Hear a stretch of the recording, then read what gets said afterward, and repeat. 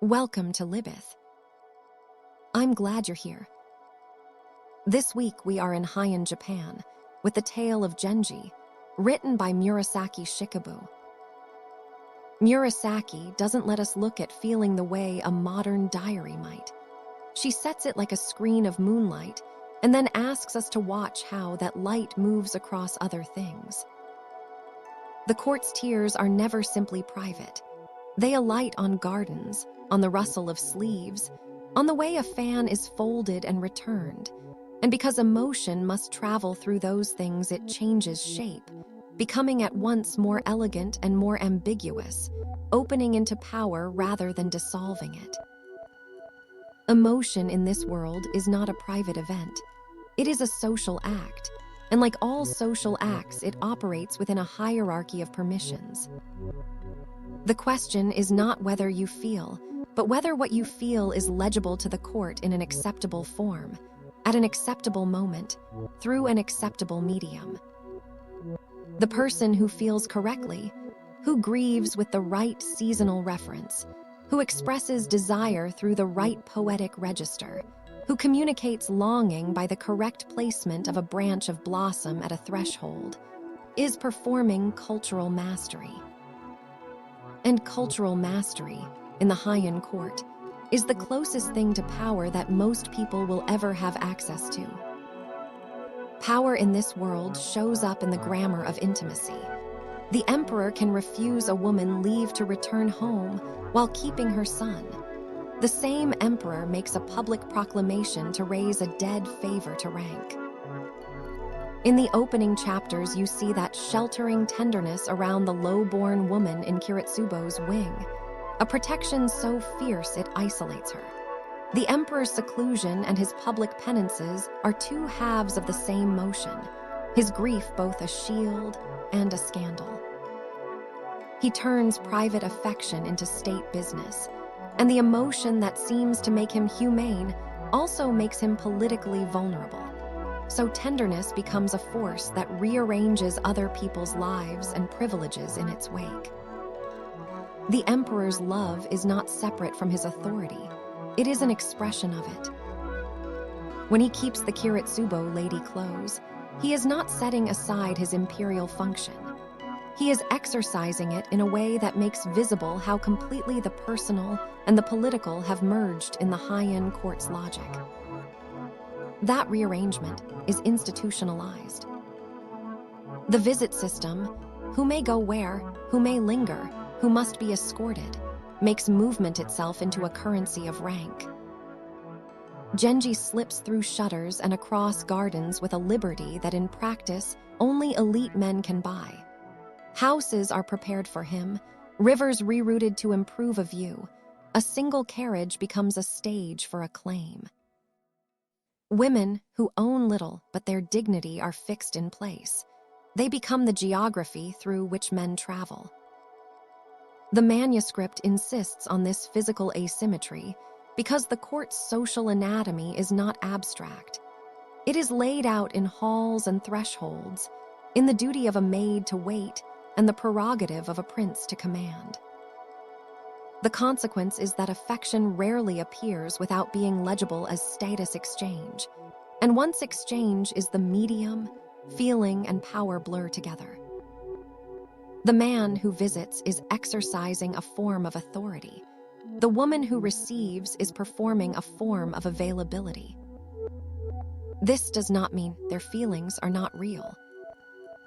It means their feelings operate within a structure that assigns those feelings political weight regardless of the individual's intentions. Those blurred feelings are written as if by implication.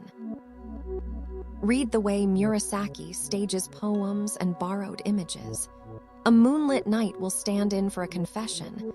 A bell cricket's cry will carry grief. The court learns to speak sorrow through metaphors and borrowed lyrics, because to speak plainly would be to expose oneself to social jeopardy. A woman like the Kiritsubo lady is favored, and then haunted by secret malice.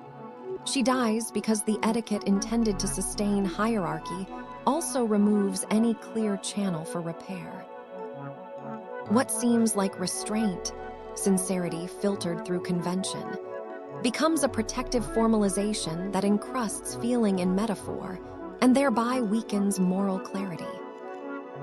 The system is elegant, and the elegance is the problem. By making every expression of feeling beautiful, the court makes it nearly impossible to distinguish between a genuine communication of grief and a strategic performance of grief, between desire and the display of desire, between love and its simulation. Everything passes through the same aesthetic filter, and the filter produces the same quality of surface regardless of what lies beneath. That formalization produces a paradox. Poetry functions like a vault. The court's poems are exquisite locks that let emotion be stored and shared without vulnerability. A man recites a verse under the moon. A woman replies with a folded fan, and nothing explicit is said that might upset the social balance. This is how Genji often moves. He orchestrates environments, composes gifts, writes the right note at the right hour, and the beauty of the exchange persuades others, converts reluctance into acquiescence. Aesthetics becomes not just persuasion, but possession. Refinement is the technology of domination, and the more persuasive the artifice, the less visible the coercion it conceals. This is the novel's darkest observation about emotional complexity in relationships. That genuine feeling and strategic manipulation are not opposites in this world. They are the same gesture. The tender poem is also the controlling move. The careful gift is also the binding obligation. And the person who is most skilled at the genuine form of expression is, by definition, also the most effective practitioner of its manipulative form. The novel shows this most clearly in its great contradiction. Genji himself, made irresistible by elegance and manners, and yet consistently selfish. He mourns with an intensity that reads as moral sensitivity. He composes verses that make the world weep. But those same capacities never seem to restrain him. The intimacy with Fujitsubo, begun in shadow and folded into court ritual, gathers layers of intimacy, ambition, and transgression. He folds privacy into the structure of court life. Visits, ritual, poetic exchange, and his awareness of the harm he causes never becomes accountability. Regret replaces restraint again and again. This is the pattern the novel traces with such patient precision. Genji's aesthetic intelligence does not make him better. It makes him more sensitive to what he is doing, which means he experiences his harm doing with greater sophistication, which means he suffers more elegantly, which means the court rewards him further for the quality of his suffering. The system has no mechanism by which sensitivity converts into restraint. It has only mechanisms by which sensitivity converts into further refinement, and further refinement into further performance. Murasaki lets this play out through women's responses to constraint. Women in the tale acquire psychological specificity because their social positions make consequences visible. They cannot move freely. They absorb the fallout of men's mobility. Rokujō's anguish becomes a haunting precisely because direct anger would break the etiquette she inhabits. She is compelled to transform fury into a spectral force that makes itself known in the bedrooms of rivals. That haunting reads as repression turned to effect, and it reveals the cost of a system that denies direct redress. The mother of the low-born boy, by contrast, fragments into desolation at her child's neglect. Her grief is both particular and structural because she cannot convert it into the language of political reciprocity. These women are not victims of individual cruelty. They are victims of a structure that roots female emotion through channels too narrow for its actual volume, and the pressure that builds in those channels finds whatever exit is available. There is another, subtler conversion at work. Mourning and memorialization arrive after damage has already been done, and the court aestheticizes grief as a way of controlling it. The funeral rites for the Kiritsubo lady, the careful promotion after death, the poems composed by courtiers, these all refine mourning into public display, tending toward consolation that performs order. That performance can delay reckoning. An elaborate service can feel like repair, but it often arrives when the structural injury, the displacement of guardianship, the humiliation of a mother, the social isolation of a dependent, has long since taken its toll. The aesthetic becomes, again, a substitute for ethical action. The court is always very good at the ceremony of grief. It is consistently inadequate at the prevention of the conditions that produce it. 7 weeks of impeccably observed mourning cannot undo the damage of years of institutional indifference. But the 7 weeks of mourning are what the court knows how to do, and so it does them and calls them justice. This is where sincerity and exploitation coexist.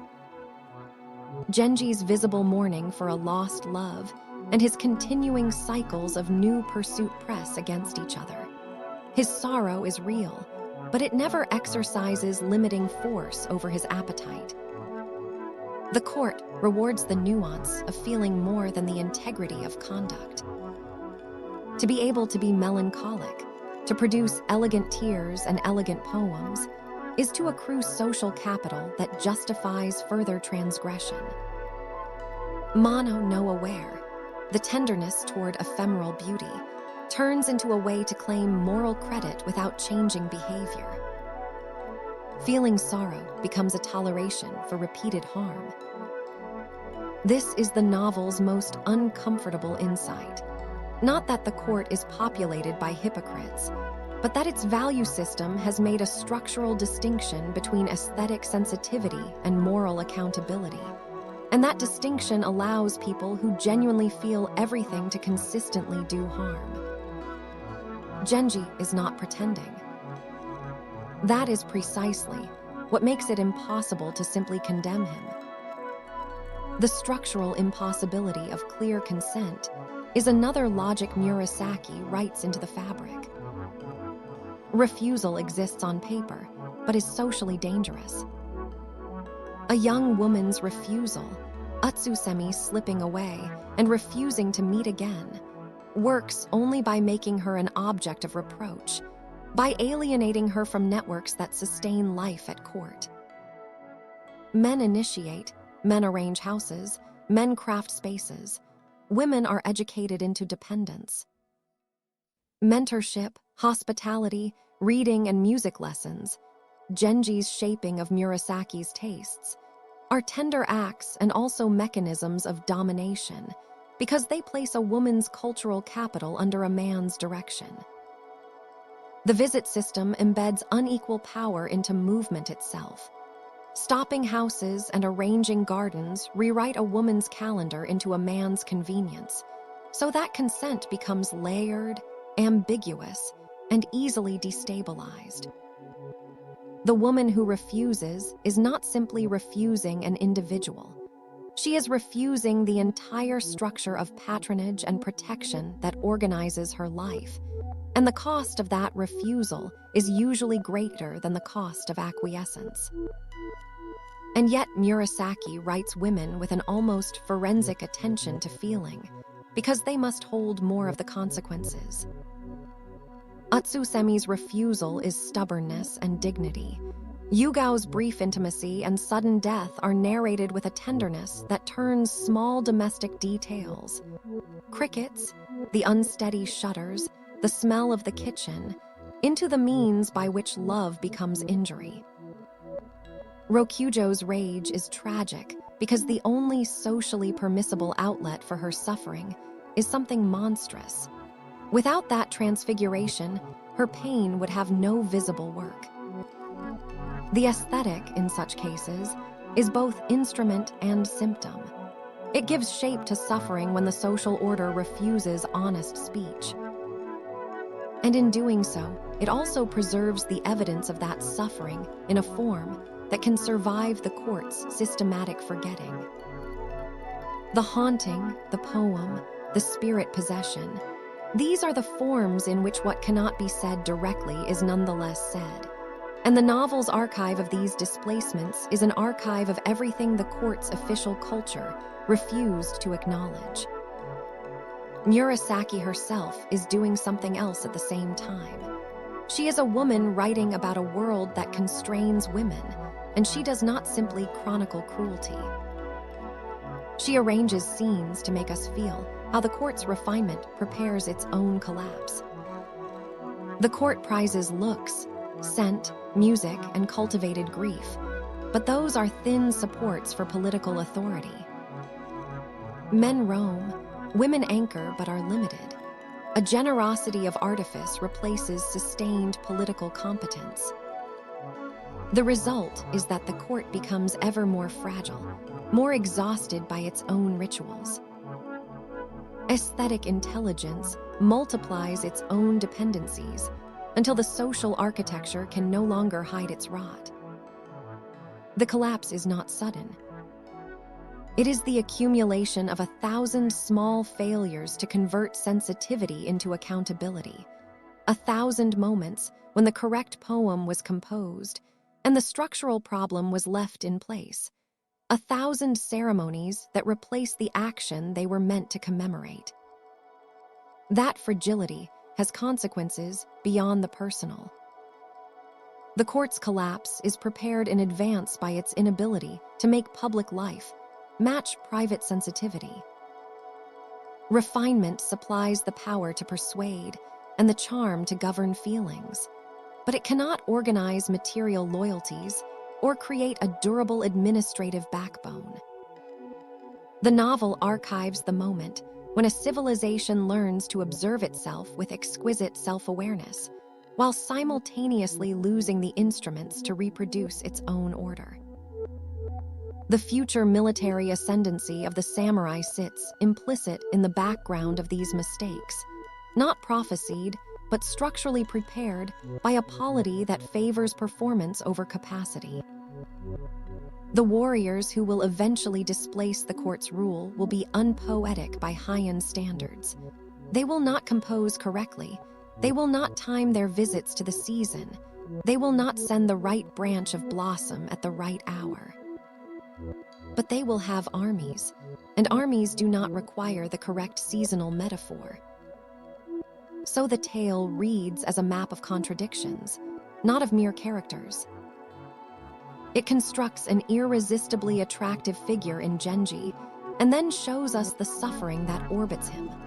Wives who endure, rivals whose anguish takes the form of hauntings, lower-ranking actors whose losses are absorbed into atmosphere.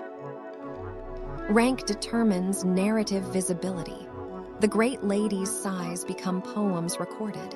The lowborn's grief becomes hedgerow noise, so that the novel observes asymmetry without open condemnation. Instead, it generates ethical discomfort through accumulation. Small injuries, repeated, unresolved, become a moral pressure that bends the entire social fabric. The pressure does not explode, it settles.